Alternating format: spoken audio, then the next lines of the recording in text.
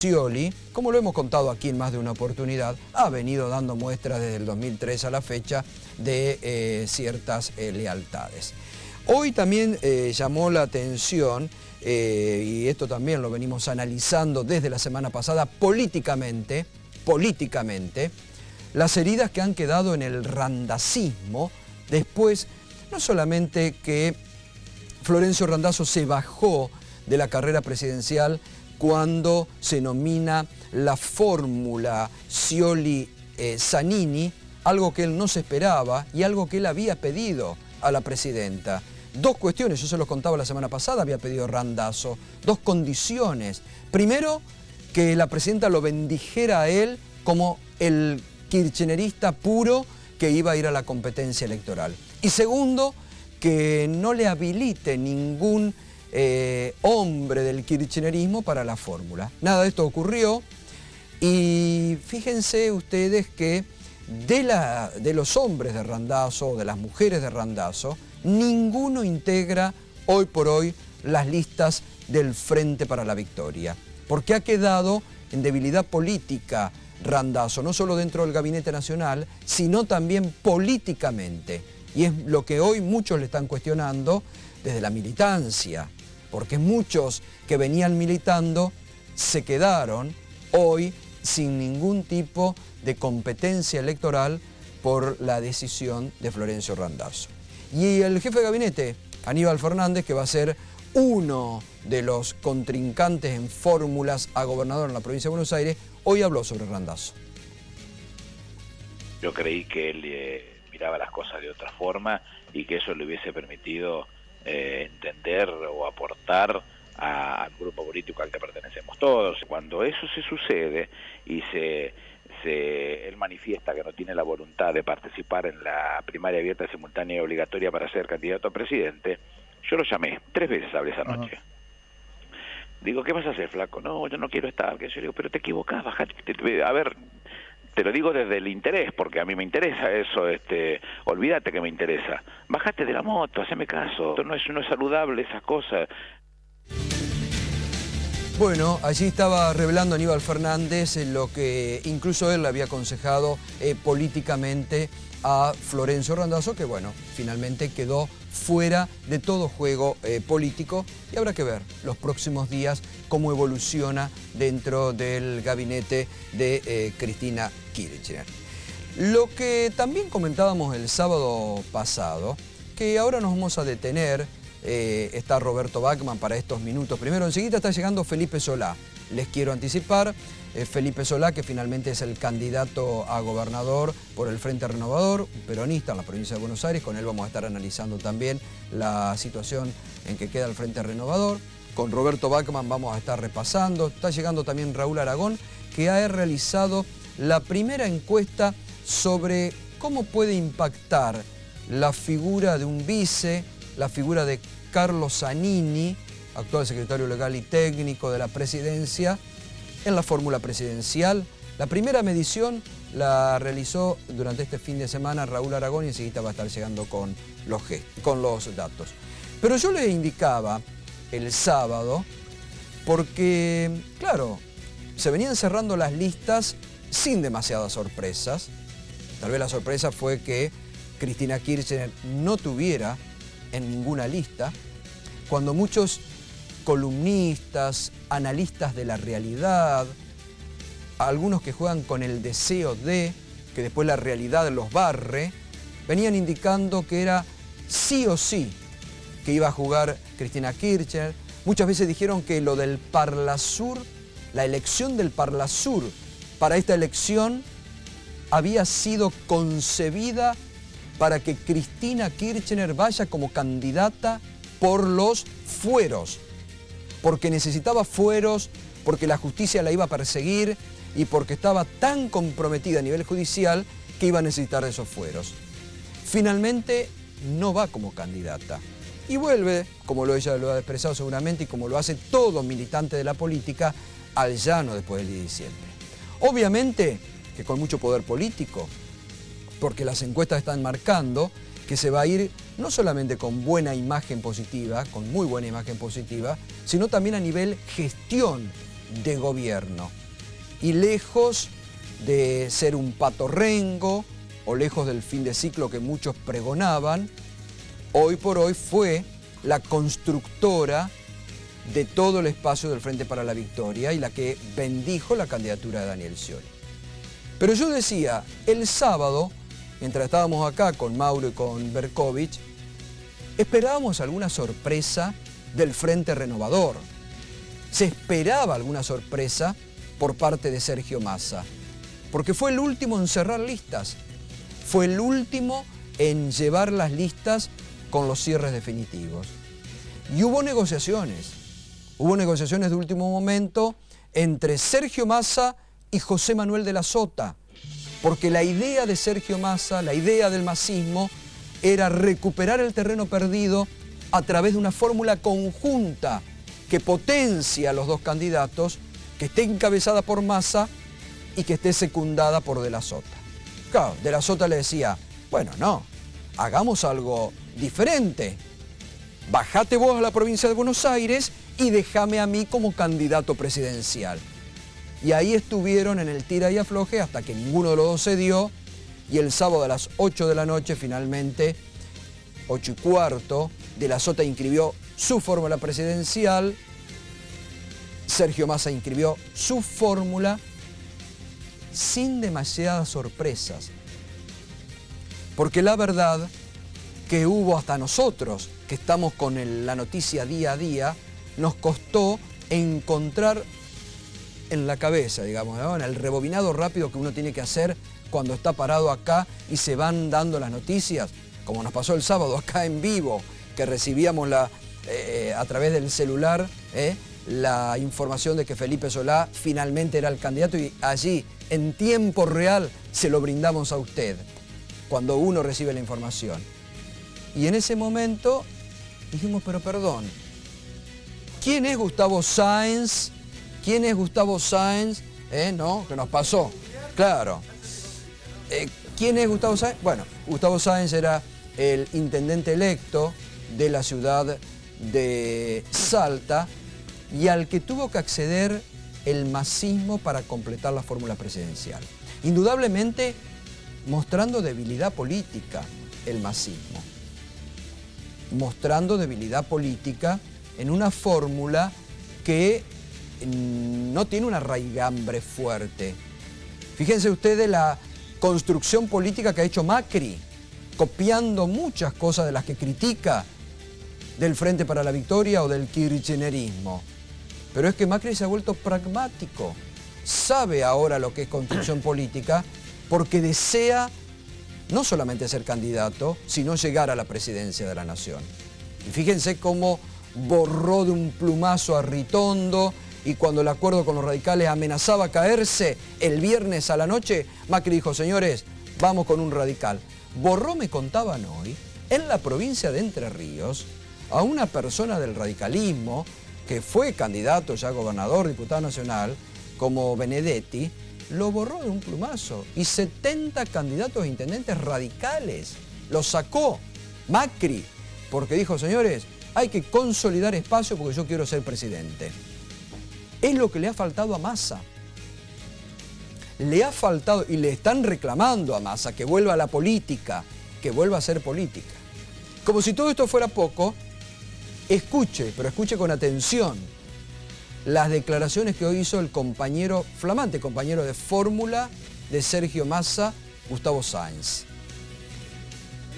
Usted sabe, y todo el mundo lo dice, que Massa hoy no está muy bien en las encuestas, que Massa está perdiendo, que no tiene muchas posibilidades, pero yo soy esos hombres que cuando un amigo está mal lo acompaña, porque de hecho cuando él estuvo en su mejor momento me acompañó a mí, fue a Salta, me ayudó económicamente, me ayudó en todo sentido, anímicamente, políticamente, y yo no podía decirle que no.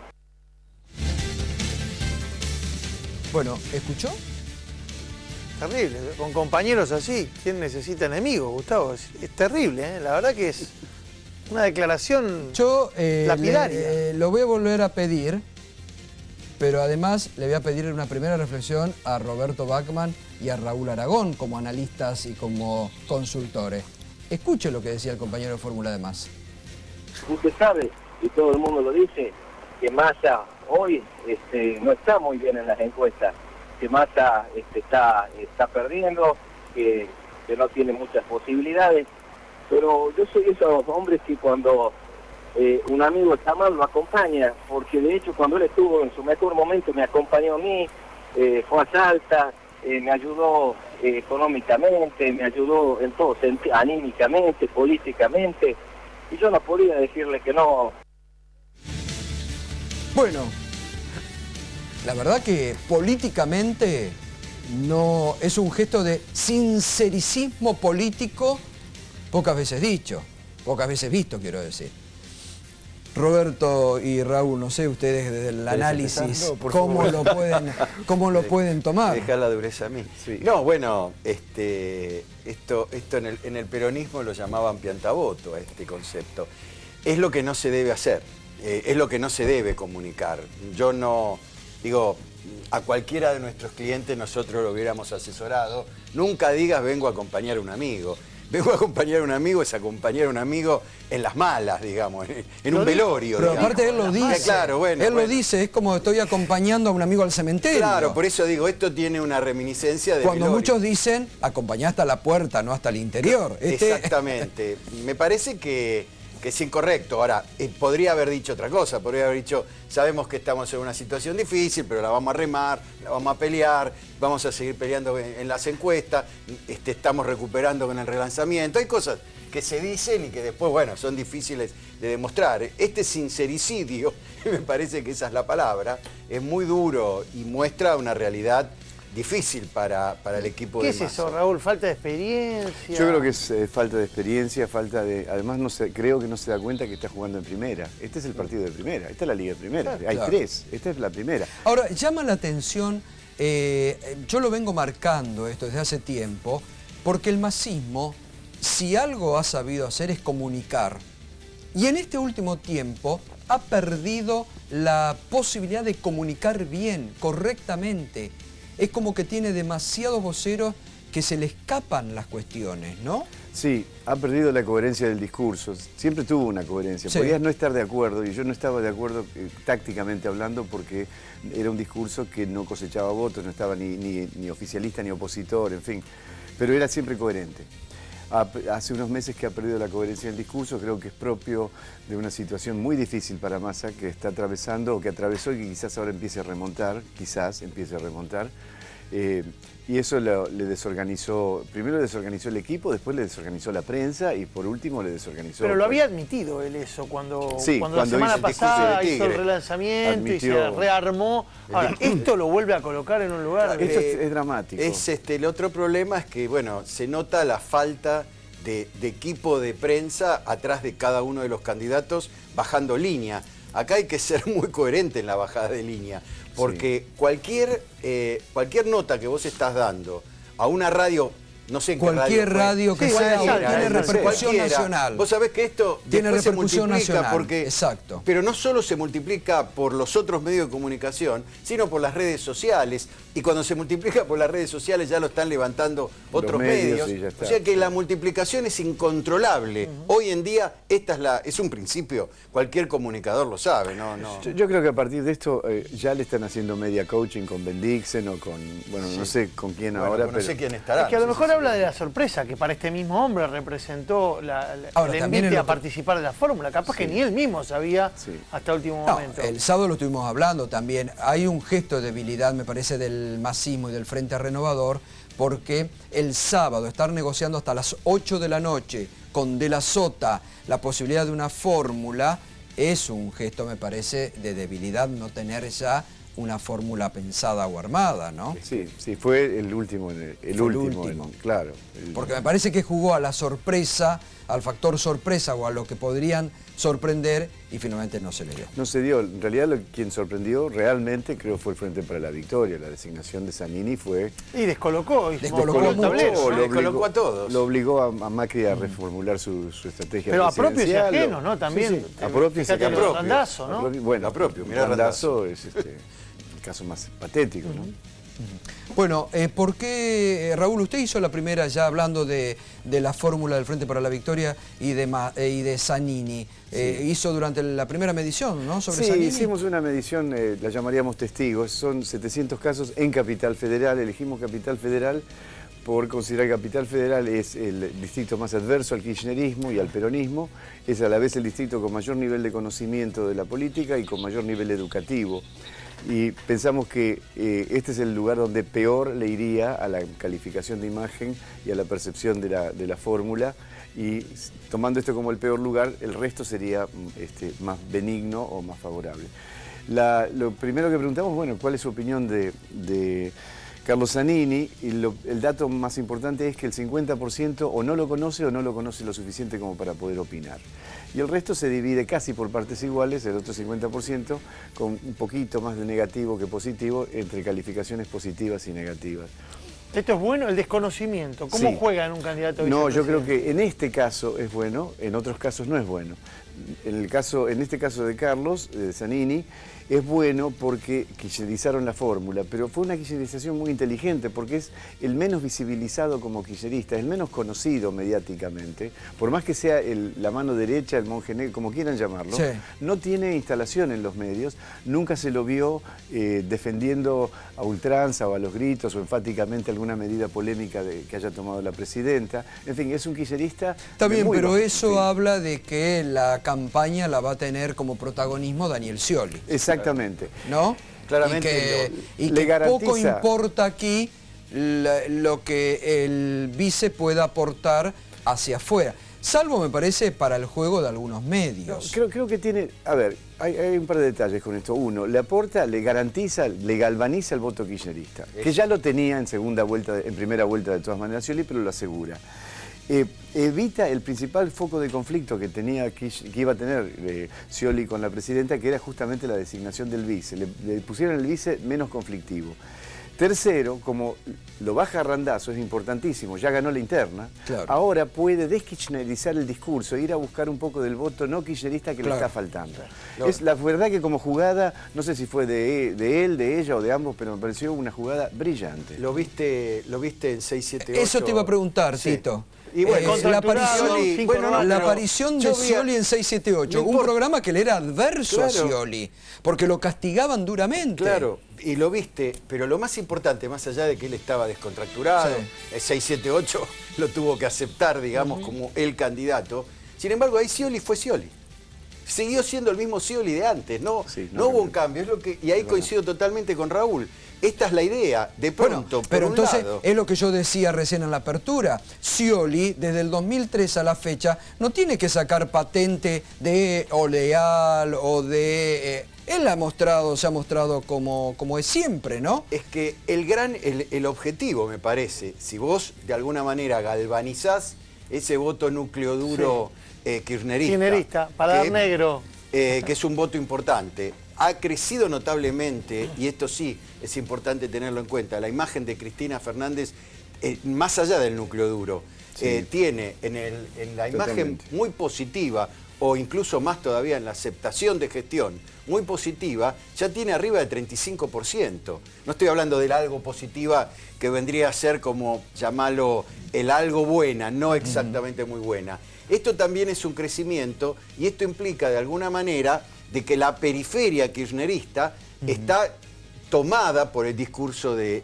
Scioli. Habrá que ver, ahora hay que empezar, ahora hay que hacer las mediciones. Ahora hay que medir de nuevo. Ahora hay que medir en serio, hay que analizar en serio. Bueno, ahora continuamos. Ya está llegando Felipe Solá, candidato a gobernador del Frente Renovador. Enseguidita entonces vamos a estar charla profunda, porque siempre es interesante hablar con Felipe Solá también desde una perspectiva peronista y un gran analista de la política en la Argentina.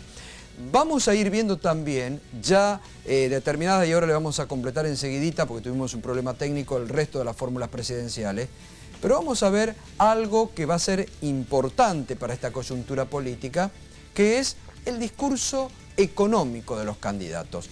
¿Quiénes rodean económicamente a los candidatos. Berco, buenas noches. Buenas noches, Gato. Y efectivamente, ahora que ya están definidas las listas, se puede mirar con un poco más de lupa el equipo económico de cada uno, por lo menos de cada uno de los 3 candidatos con mayores posibilidades de llegar a la Casa Rosada. Tómate 2 o 3 minutos para conocerlos, porque incluso aunque estés informado, incluso que vengas del ambiente económico, tengas empresa o lo que sea, hay algunas perlitas del currículum de estos hombres que seguro no conoces y van a ser útiles a la hora de votar. Hablábamos del masismo recién y vamos a empezar por Sergio Massa justamente. El economista que le quedó de cabecera, Martín Redrado, acaso uno de los que más tiempo fue funcionario de todos estos que tenemos allí. Fue presidente de la Comisión Nacional de Valores en el primer gobierno de Menem. Allí fue investigado por presuntos sobresueldos, presunta malversación de fondos en ese ente, pero después fue secretario de Educación Tecnológica hasta el final del menemismo. Durante toda esa década fue funcionario. Con Kirchner, primero con Néstor Kirchner y luego con Cristina, primero fue virtual vicecanciller, fue secretario de Relaciones Económicas Internacionales y luego jefe del Banco Central de 2004 a 2010, cuando rompió muy bruscamente diciendo que él estaba cuidando las reservas que el kirchnerismo quería quedar. Y casi te diría ministro de Economía. En aquel momento. Con Kirchner. Exacto. Cuando se va Felisa Micheli, Kirchner lo tenía como ministro prácticamente ya designado, y entre Alberto Fernández y la entonces senadora Cristina Kirchner lo convencieron de que tenía que buscar un perfil más productivista. Y ahí lo encontró Miguel Peirano. Y ahí lo encontró a Peirano. Miguel Peirano ya, fíjate que no lo cuento dentro de este espacio porque ya avisó que no pertenece más a las filas del masismo, dado que evalúa que están trabajando para granjearle al macrismo la llegada a la Casa Rosada. Miguel Peirano, uno de los que más prestigio le ha aportado a este equipo. Ricardo Delgado, aquí lo tienen, estuvo invitado varias veces a Minuto 1, fue funcionario de segunda línea en transporte y en obras públicas durante la Alianza, fundó la consultora Analítica y es hombre de confianza de grandes petroleros privados. Fue ministeriable de Narváez y también coqueteó brevemente con el kirchnerismo después de aquel paso por las filas del equipo de Francisco de Narváez. Roberto Lavagna, el más conocido de todos ellos y quien Sergio Massa quería como candidato a diputado aquí en Capital Federal, finalmente le dijo que no, va a ir su hijo como candidato, Marco Lavagna, pero Roberto, bueno, lo conocen más, fue ministro con Duhalde y con Néstor Kirchner, asumió en abril de 2002, con Alfonsín fue secretario de Industria entre el 85 y el 87 y en esos años negoció la letra chica del Mercosur, entre otras cosas que resultaron muy definitorias. A ver, Daniel Scioli.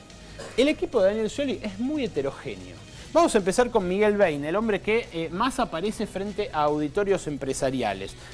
Fue socio de Machinea, de José Luis Machinea, exministro de la Alianza, como consultor, primero entre el 94 y el 99, luego viceministro suyo de la Alianza, entre el 99 y 2001, y antes fue secretario de Pymes de Alfonsín. Es el hombre al que escuchan mucho en la City y quizás el que más escucha Daniel Scioli entre sus economistas. Arlía, Alejandro Arlía, también fue invitado aquí, ministro sucesivamente de Economía, de la Producción y de Infraestructura en la provincia. Sí. Retrocede un poquito. Bain. Claro. Porque me parece que venía muy bien, e incluso venía muy bien con el gobierno, pero en las últimas semanas hubo como algunos cortocircuitos, ¿no? Daniel Scioli, por lo que yo sé, le pidió exclusivamente que dejara de hablar en los medios de comunicación. No, y acordate lo que dijo cuando vos le preguntaste la semana pasada a Alberto Pérez. Que no es el único. Dijo, no es el único Bain, es una de las opiniones más que escucha Daniel Scioli. Sí, pero ante auditorios empresariales, siempre que tiene que mandar a alguien, Scioli manda a Bain. Sí. Yo lo he presenciado, ha dado 10 conferencias últimamente ante hombres de negocios. Sí, no, obvio. Pero, bueno, te decía, tiene otros. Uno es Arlía, que fue ministro de 3 carteras distintas de Scioli, de Economía, de la Producción y de Infraestructura. Antes había sido subsecretario de Provincias con Lavagna en La Nación, en el Ministerio de Economía Nacional. Y fíjate qué contraste, un hombre del peronismo, que tiene una agrupación Peronistas Sin Fronteras, con Mario Blecher, formando parte del mismo equipo. Mario Blecher, un hombre que fue más de 20 años funcionario del Fondo Monetario. 21 años estuvo en Washington, allí en las oficinas del fondo. Volvió al país en 2001 como número 2 del Banco Central, a pedido de la Rúa. Quedó al frente en enero de 2002 cuando Duhalde echó a Roque Macarone, hombre del monetarismo, de lo más rancio del neoliberalismo, queda al frente Mario Brecher y pilotea aquella crisis, la devaluación y la salida de la convertibilidad, lo cual, bueno, le dio un prestigio suficiente como para luego migrar al Banco de Inglaterra. Estuvo muy poquito tiempo aquí en la Argentina, sin embargo, durante estos años siempre sonaba... Siempre sonó, incluso con el gobierno de Cristina Kirchner, ¿no? Siempre desde como 2011. posible. Completamente. Rafael Perelmiter, y este seguro que no lo conoces. No lo conozco. El tapado del equipo de Scioli. Es el contador histórico de la familia, de la casa Scioli, que quebró allá a fines de los 90, la casa de electrodomésticos. Primer ministro de Economía de la provincia, cuando asume Daniel Scioli, y luego director del Banco Provincia y asesor VIP. Es un hombre el que le lleva las cuentas personales. Un hombre al que hay que remitirse sí o sí cuando uno piensa en la economía sciolista. No la de ahora, la de toda la vida. La doméstica, decís vos. Exactamente, el contador. El contador. Pero el contador. El que fue el primer ministro de Economía de él, fue transparente. Este como dijo en su momento Menem de Herman, sin visión política. Claro.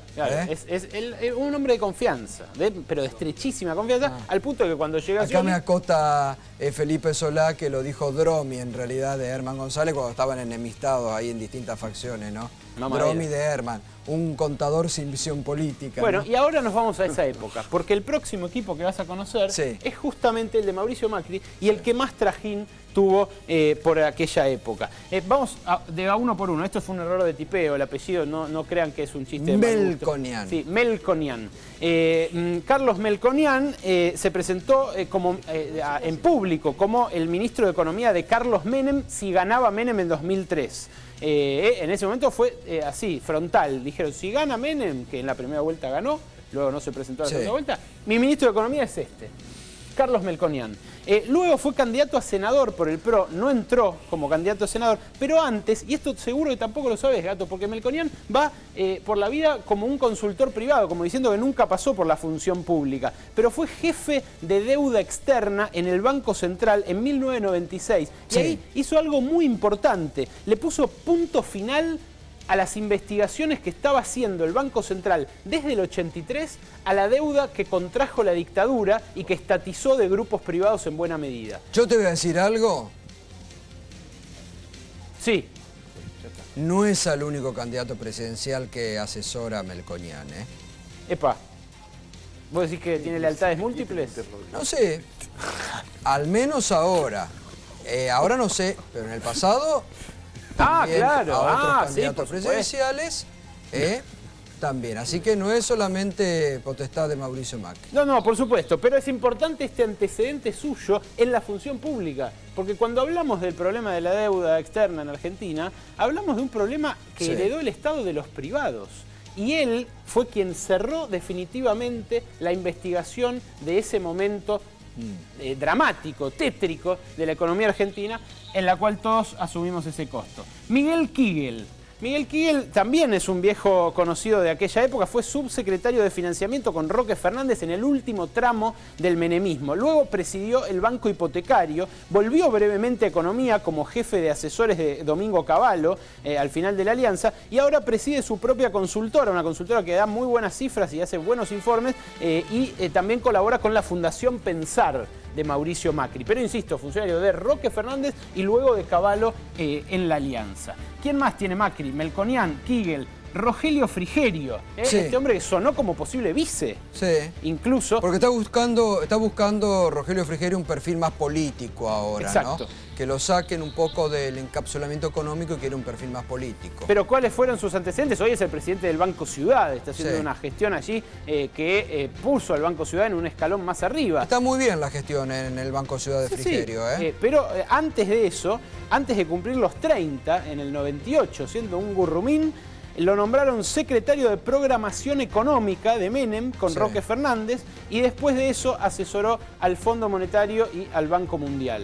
Pero aquel paso por economía lo hizo de la mano quizás de uno de los tipos más ortodoxos de la economía argentina, del ambiente económico argentino, que es Roque Fernández. Los dos últimos, Pablo Rojo, otro desconocido, otro tapado. pero también iba a ser ministro de Menem en 2003. Iba a ser ministro de Defensa o de Producción. Bueno, estuvo en el equipo económico de Cavallo, Menem. de Cavallo, claro. Entre el 90 y el 94 fue subsecretario de Desregulación Económica y presidente del Banco Hipotecario durante todo el resto del gobierno de Menem. Hoy está en la Fundación Pensar de Mauricio Macri, a pesar de que, como te digo, no lo exhiben, no es de los que muestran en los medios, ni tampoco ante empresarios como Simmel, Conian o Frigerio. Y el último, el diputado Sturzenegger, que heredó la profesión de su padre. Él es Federico Sturzenegger, su padre Adolfo Sturzenegger, él sí que era la mano derecha de Cavallo a principios del menemismo. Pero Sturzenegger, Federico, el hijo, él, que tiene un título en Harvard, un hombre muy formado académicamente, es diputado, fue presidente del Banco Ciudad y también trabajó con Cavallo en la última etapa. Fue secretario de Política Económica con Cavallo entre el 99 y 2000, perdón, en la última fase, en 2001, justo antes del Corralito, 10 días antes del Corralito, él se va con esas divergencias, pero 10 días antes del Corralito, cuando ya estaba todo jugado. Antes de eso había sido economista jefe de la YPF, recién privatizada por Carlos Menem, entre el 95 y el 98. Acordate que hubo una YPF de Estensoro, el padre de la actual dirigente de este mismo espacio. Bueno, Estensoro lo tenía él como su mano derecha en la YPF recién privatizada de Menem. Bueno, un pantallazo respecto de las trayectorias de los tipos que pueden ser ministros y hombres de dirección de la economía con cada uno de los 3 candidatos presidenciales. Bueno, Berco, gracias.